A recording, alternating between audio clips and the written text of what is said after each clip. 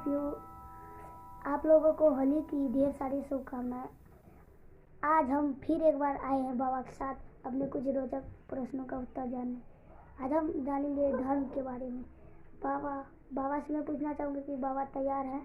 तैयार है। बोलो क्या चाहते हो तुम लोग। हम चाहते हैं कि बाबा आप बताएं इतने सारे धर्म की वृद्धि कैसे हुई, उत्पत्ति कैसे हुई।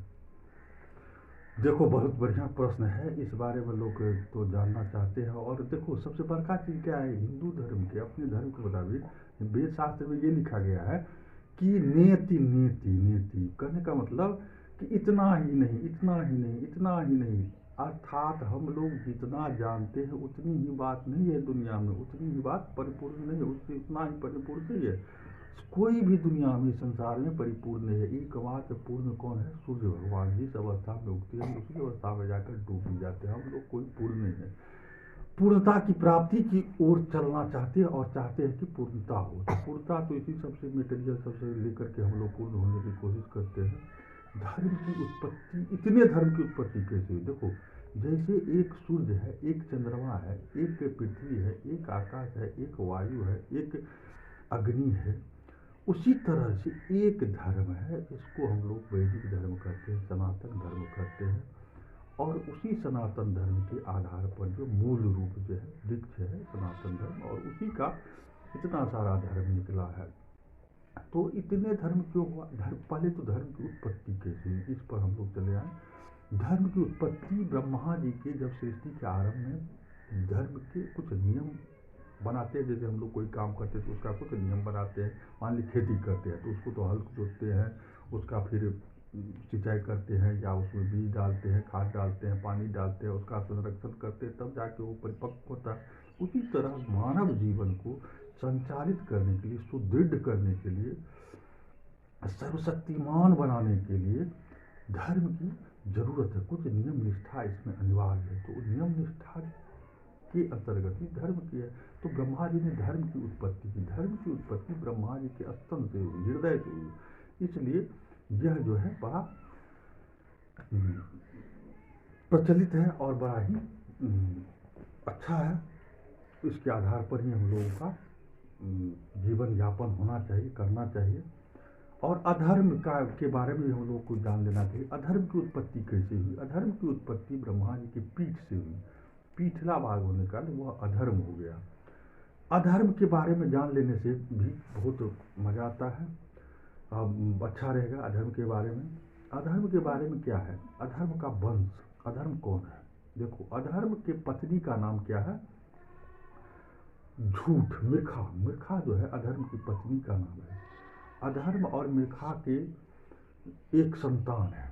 उसको उसको उसके उसके उनके संयोग से एक पुत्री का जन्म हुआ। एक पुत्री का जन्म हुआ जिसका नाम है गाली, दुरुक्ति। संस्कृत में उसको दुरुक्ति कहते। दुरुक्ति हुआ, दुरुक्ति।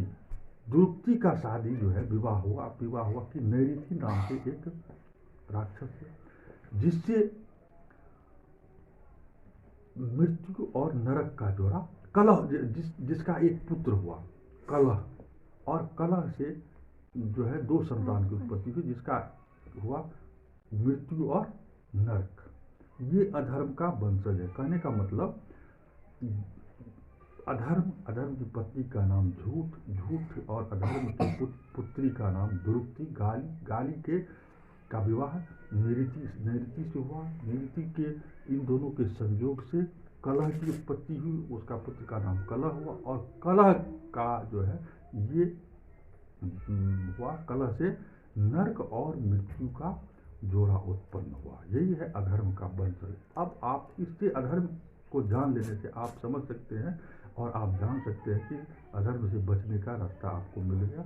चलिए, अब आप अधर्म के बारे में जान गए। मुझे उम्मीद है कि आप पूरा आपने जान लिया होगा। ठीक है, अब हम धर्म के बारे में चलते हैं। धर्म क्या है?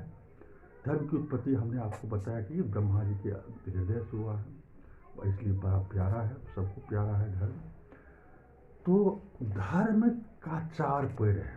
ठीक है, चार पैर क्या है? सत्य, दया, दान और शौच। चार पैर पर धर्म खड़ा होता है। इसे वृषभ रूप, जैसे भोला बाबा के पास जो बसहा है, बैल है, जिसको नंदी भी बोला जाता है, वह क्या है, धर्म ही है। धर्म तपस्या करके बाबा से, बाबा का तपस्या किया और तपस्या करके कहा बाबा आप मेरे पीठ पर विराजमान, मैं आपका सेवक बनना चाहता हूँ, आप मुझे स्वीकार करें। तो बाबा जो है उसी धर्म की पीठ पर अपना सवारी करते हैं, यानी धार्मिक प्रवृत्ति की। तो वैसे तो आजकल लोग बाबा के नाम पर भी क्या क्या नहीं करते। हम लोग तो देखते हैं, लोग बाबा धाम जाते हैं, कहने के लिए जाते हैं बाबा के पास, लेकिन इधर से तो बाजू मर्डर सडर, इधर उधर खान पीन जैसे मर्डर उडर तक करने के लिए चले जाते हैं, क्या क्या नहीं करते। लेकिन बाबा क्या है, धर्म के पीठ पर सवारी करके ही कहीं निकलते हैं और जाते हैं। तो बाबा ऐसे है हमारे। तो ठीक है, अब धर्म जब एक धर्म बन गया सनातन धर्म, उसको हम सनातन धर्म भी कहते हैं। देखो धर्म के भी अनेक रूप हैं, जैसे हिंदुओं में उसको अनेक रूपों में विभाग, जैसे पिता का धर्म, पुत्र का धर्म, माता का धर्म, पिता का धर्म, पुत्र का धर्म, उसके बाद पुत्री का धर्म, उसके बाद क्या कहते हैं सामाजिक धर्म, राजनीतिक धर्म, देश काल का धर्म, अनेकों रूपों में ये ऐसा समझो कि कदम कदम पर जो है धर्म ही है। हर एक कदम पर हमको धर्म का आश्रय और धर्म के अनुरूप इसका हमें चलना पड़ता है। तो धर्म के बारे में हम, ये तुम्हारा प्रश्न ये था कि इतने धर्मों की उत्पत्ति कैसे हुई। जब एक ही धर्म था तो फिर इतने धर्म की उत्पत्ति कैसे, क्या वो भी धर्म है। देखो इतने धर्मों की जो उत्पत्ति हुई है, उसका उत्पत्ति का जो है क्या कारण है। कली काल में पहले, इससे पहले का जो युग था, समय था, उस पीरियड में ये सब धर्में नहीं थी, सिर्फ सनातन धर्म ही था, उसका ही साम्राज्य था। हमारा पुराण में आया है कि पूरा विश्व में जो है वो उसका राजधानी भारत ही था, अयोध्या थी। वहाँ हमारे कई राजा महाराजा पूरा विश्व पर शासन किए थे और सारा संसार हिंदू धर्म के, सनातन धर्म के अंदर ही व्याप्त था, अभी भी व्याप्त है। और प्रत्यक्ष रूप या प्रत्यक्ष या परोक्ष रूप से अभी भी वही सनातनी धर्म है। लोग नहीं मानते, अज्ञानता के कारण, वो अलग बात है। तो अब हम फिर चले आए कहाँ, इतने धर्मों की उत्पत्ति। इतने धर्मों की उत्पत्ति के बारे में श्रीमद् भागवत में ये कहा गया है कि ब्रह्मा एक बार एक राजा हुए थे बेन, जो बहुत ही क्रूर हो गया। और अपने यहाँ जो कम्युनिस्ट पार्टी अभी चल रहा है चीन में, रूस में, जहाँ तहाँ जो चल रहा है कम्युनिस्ट का प्रथम वही था कि कोई धर्म नहीं है, कोई ये नहीं है, जात नहीं, कोई बात नहीं, कोई ये नहीं है, कोई सब ढोंग है, सुंग है या अधर्म का। तो उसका क्या कहे, प्रोड्यूसर, आजकल के ज़माने में प्रोड्यूसर जनक कौन था, बेन था। बेन का जब शासन हुआ, तो बेन क्या किया, सब पर जो है सो सबको धर्म करने से वंचित किया, कहा कोई धर्म नहीं किया। उनके यहाँ जो मंत्रीगण थे वो सबको जो है सो, कोई लेट से आया उसको सीधे जाकर पूरा खंडान फांसी पर चढ़ा दिया। और इसके बारे में आपको और भी अधिक जानकारी मिलेगी, लेकिन हमारा विषय है कुछ और जहाँ पर हम ले जाते हैं। तो उन्हीं का एक बाद में पुत्र हुआ, उनके से उसको मार दिया गया है, ऋषि मुनियों के द्वारा से, सबके द्वारा से मारा गया। मारने के बाद उसके शरीर को अब राजा कौन बनेगा, आजकल का समय नहीं है किसी को राजा बना दे। उस समय तो हमारे धर्म के अनुसार जिसका जो अधिकार है उसी को मिलना चाहिए और वही करेगा, क्योंकि लोग धार्मिक है, धर्म के अनुसार चलेंगे तभी ना धर्मात्मा हुए। या हम हिंदू है तो धर्म के पूर्ण रूप से मानेंगे तभी हम हिंदू है। आप कहेंगे हम हिंदू है, आप करेंगे कुछ तो वो थोड़े हुआ। तो उस समय का ऐसा शासन था कि अब राजा चला गया, उसके कोई संतान नहीं, तो फिर उसके शरीर को मथा गया। तो एक उसके मनुष्य पैदा हुआ, वो जो है बौना टाइप का था, तो उसको निषेध कहा गया, कहा ये निषेध है, ये राजा बनने के लिए नहीं है, तो उसको छोड़ दिया। फिर ये किया निषेध, वही निषाद हो गया, बाद में चलकर उसको जंगल का राजा बनाया गया, जंगल का राजा, जंगली क्षेत्र का वो राजा हो गया।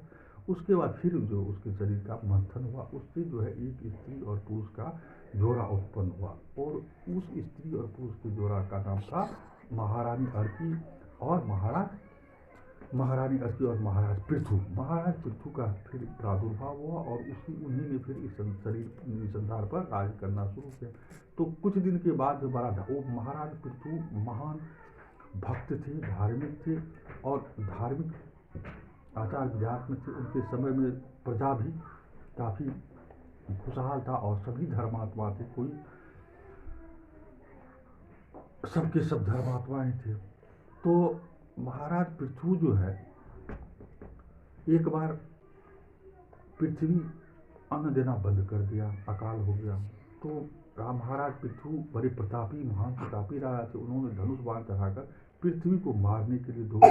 तो पृथ्वी उनके डर से जो है आकर के पृथ्वी उनके डर से आकर के हाथ गाय गौ माता के रूप में खड़ी होगी और कहा, सरकार आप हमको क्यों मारते हैं, हम तो आपके ही हैं, आप ही हमारी रक्षा करते हैं और आप जब मारेंगे तो हम क्या करेंगे। तो कहा, तुम हमको क्यों नहीं इतना हमारी प्रजा को क्यों दुखी कर रहा है, क्यों नहीं अन्न दे रहा है। तो कहा, देखिए हम जो है, ये धरती जो है समतल नहीं है, जिससे क्या होता है पानी जो पड़ता है तो कहीं ऊंचा नीचा था। उस समय का पृथ्वी कैसा था, कहीं बहुत ऊंचा है, कहीं बहुत गहरा है।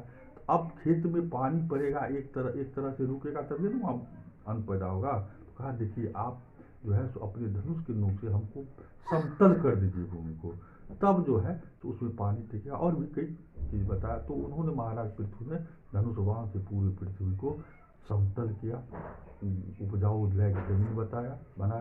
फिर उस गौ से जो है सो कहा कि आप इसका दूध दुहिए, दूध दो करके जो है तो कीजिए। तो उसी से जो है उस गौ से बछड़ा अरिमा नाम के बछड़ा हुए, जो कि जिससे कि उन्होंने बछड़ा आर्यमा जो हमारे पितर के देवता है,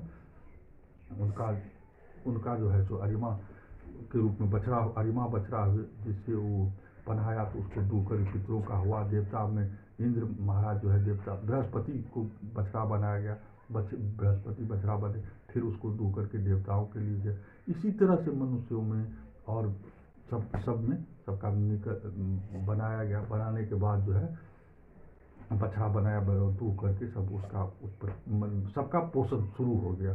फिर बाद में चलकर महाराज पृथु ने ये 99 अश्वमेध यज्ञ किया और 100वां अश्वमेध जब करने लगा तो महाराज इंद्र जो है तो कुपित हो गए, क्योंकि 100 अश्वमेध करने के बाद वह इंद्र पद के अधिकारी हो जाता है। तो महाराज अब इंद्र पद के अधिकारी होने के बाद बड़ा मुश्किल हो जाता है इंद्र महाराज को। तो इंद्र महाराज ने क्या पृथ्वी महाराज का ऐसा पराक्रम था कि उससे युद्ध करना कठिन था। तो इंद्र महाराज ने पृथ्वी महाराज का घोड़ा, अश्वमेध का घोड़ा चुरा करके चला गया। तो फिर जब खोजने के लिए चला लोग, तो खोजा गया घोड़ा। खोजते महाराज अत्रि के आश्रम में जब उनका लड़का गया तो कहा, देखो वो इंद्र जो है तो घोड़ा लेके जा रहा है, उसे पकड़ो। जब इंद्र के ऊपर धावा बोला महाराज पृथु के लड़का लोग, तो उनको जो है तो महाराज पृथु जो है इंद्र जो है फिर वो दूसरे रूप में चले गए और घोड़ा छोड़ दिया, फिर दूसरे रूप में चले गए। ऐसे बदलते गए, यानी कि अपने स्वरूप का। यहाँ कहने का मतलब ये है कि जो जैसे जिस रूप में वो थे उस समय, उस रूप को त्याग कर दूसरा रूप धारण कर लिया। फिर उस रूप में उसको पकड़ा तो फिर दूसरा धारण, फिर उस रूप में उसको पकड़ा तो दूसरा। तो करीब कई बार उन्होंने इंद्र महाराज ने अपना रूप बदल लिया और उस रूप ऐसा बदल रहे थे कि देखने में लगता था बहुत सुसभ्य है, बहुत बढ़िया है, बहुत अच्छा है, बहुत शानदार है। तो और इसलिए उसका वध भी नहीं किया जाता था, उसको मारा भी नहीं जाता था। तब ब्रह्मा जी ने सोचा कि आखिर ये क्या हो रहा है, तो बड़ा जुल्म होगा। भविष्य विचार कर जितने महाराज इंद्र रूप बदले उतना तो फिर पंथ हो जाएगा, धर्म बन जाएगा। जो देखने में तो लगेगा कि धर्म ही है, पंथ ही है, लेकिन ये तो अधर्म ही होगा, क्योंकि जो काम चोरी के द्वारा, अधर्म के द्वारा जिसकी उत्पत्ति हो तो अधर्म ही होगा।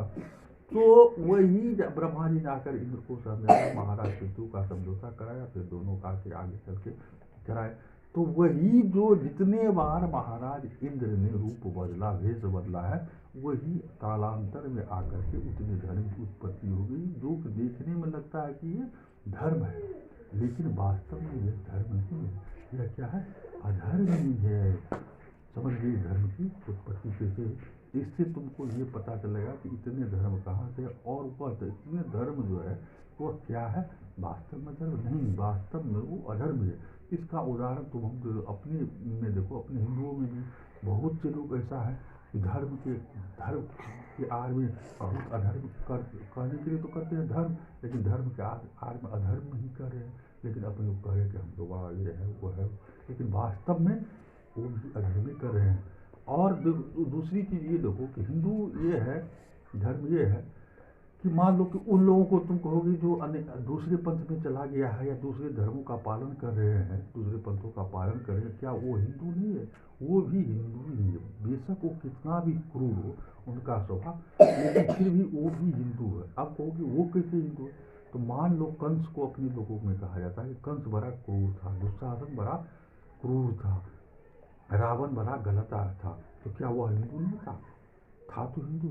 इसलिए वो सब भी जो अपने को कहते हैं कि हमारा तुम्हारा कोई मतलब नहीं, वो सब वास्तव में हिंदू हमारे धर्म में ही, हमारे ही धर्म में ऐसे हजारों लाखों उम्मीद है, हजारों लाखों ऐसे हैं जो हजारों लाखों ऐसे हैं, लाखों करोड़ों ऐसे हैं जो धर्म के नाम पर अधर्म ही कर रहे हैं और फिर भी हिंदू है। तो इसलिए मतलब नहीं है कि वो देखिए